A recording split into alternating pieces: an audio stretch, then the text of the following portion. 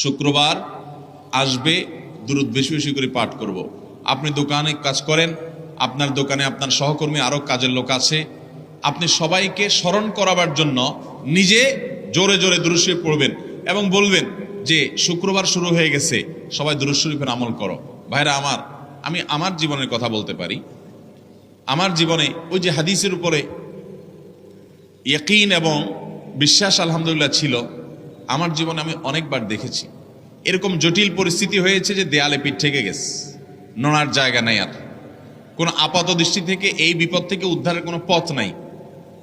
দুরুদ, ইস্তেগফার, দোয়া ইউনুস, এই তিন আমল, পাশাপাশি ইয়াজাল জালাল ওয়াল ইকরাম, এই চারটা জিনিসকে এমন ভাবে ধরছে, বিশেষ করে দুরুদ, স্পেশালি সারাক্ষণ দুরুদ। আল্লাহ রাব্বুল আলামিন এমন ভাবে সহযোগিতা করেছেন, এমন ভাবে উদ্ধার করেছেন যে কল্পনা করলে অবাক লাগে এখন যে এটা কিভাবে সম্ভব। ভাইরা আমার, এক সাহাবী নবী করিম সাল্লাল্লাহু আলাইহি ওয়াসাল্লামের কাছে এসে বলছে, ইয়া রাসূলুল্লাহ, আমি যে দোয়া করি, এই দোয়ার মধ্যে আমি নিজের জন্য করব, আমার ছেলে মেয়ের জন্য করব, অনেক কিছু করব, এটা সেটা, রিজিক চাইবো, সুস্থতা চাইবো, অনেক কিছুই তো আল্লাহর কাছে চাইবো।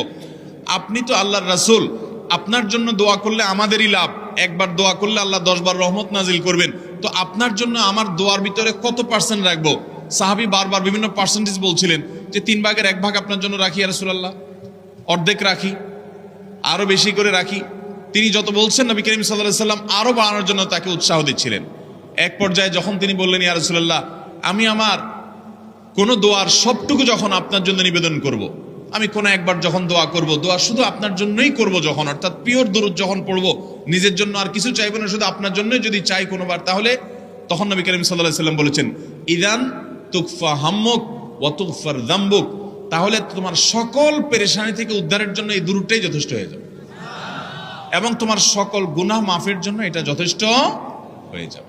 মোহতারাম হাজরিন, দুরুদের আমলটা এত সুন্দর আমল, কিন্তু আবার তাড়াহুড়া করে পড়বেন না, সাল্লাল্লাহু আলাইহি ওয়াসাল্লাম সাল্লাল্লাহু আলাইহি ওয়াসাল্লাম সংখ্যা বাড়ানোর জন্য হুলস্থুল করে পড়লেন না, মুহাব্বতের সাথে সাল্লাল্লাহু আলাইহি ওয়াসাল্লাম, সাল্লাল্লাহু আলাইহি ওয়াসাল্লাম, আল্লাহুম্মা সাল্লি আলা মুহাম্মদ, অর্থ বুঝে বুঝে আল্লাহুম্মা সাল্লি আলা মুহাম্মদ মানে কি, আল্লাহ আপনি মুহাম্মদের প্রতি শান্তি বর্ষণ করুন।